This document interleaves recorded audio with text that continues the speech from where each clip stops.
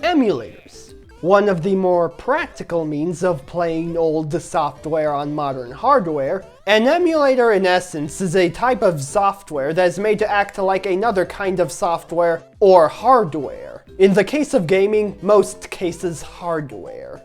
This software is well known when it comes to gaming, especially when it comes to retro gaming, as emulators offer a timeless means of preserving the experiences of older games without having to preserve old hardware.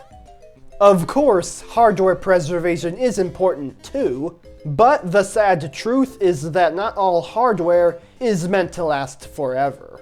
What's even sadder is that not all games are lucky enough to be gifted modern ports to more current systems to make it easier for modern audiences to indulge in. With emulators, preservation is given a simple and practical option, alongside a slew of options such as being able to tweak the internal resolutions, and even allowing you to use whatever controller you like to use. Though sadly, that means that games with more unconventional control schemes will be harder to preserve in their full glory. For example, games on the Xbox 360 that use a device called the Kinect will have a harder time preserving its original gameplay. Its unique gameplay involves the player gesturing in front of the Kinect camera to act as the inputs for the game. Still, who knows what surprises might be in store for these games with their unique gameplay. Another potential downside of emulators is the legality of the situation. You see, while one side argues for preservation, another side argues against this on the grounds of pirating. In this case, playing copies of a game that weren't legally purchased, in essence being stolen. You see, emulators nowadays tend to pop up whenever a new piece of hardware comes to town.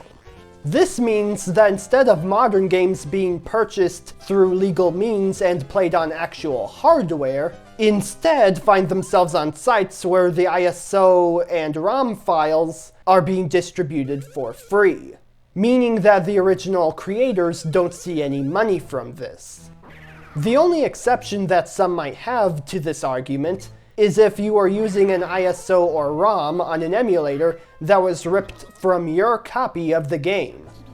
The process of ripping software is in essence taking a physical game and copying the contents onto a storage device. Many gamers will find this to be a fair argument when it comes to modern games being sold on modern storefronts, but the same is a bit harder to argue for games that don't see a modern re-release. However, that won't stop companies such as Nintendo from taking these sites down, despite many of these games not seeing a re-release in years, and thus aren't economically viable for the company anymore. Unless, of course, Nintendo would just re-release their old games on modern platforms in the first place. Though to be fair, there have been sites in the past that host these games and have made profits off of them, despite that they are not the owners of the intellectual properties. Then again, Nintendo would also be the company that would strike down fan games, despite the fact that these fan games have received no money in their development ever. Yeah, Nintendo tends to be a bit harsh when it comes to people trying to preserve their old games, even despite many of them doing it out of love and appreciation for their favorite franchises. It is technically within their legal rights to do this sort of thing, but these types of moves are often seen as unpopular within the gaming community.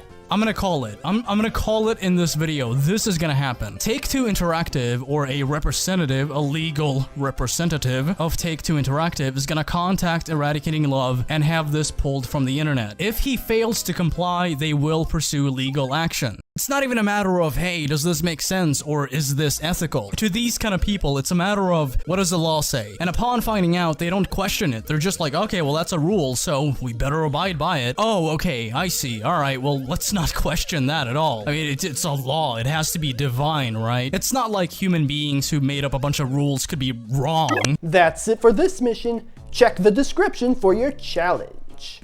Good luck!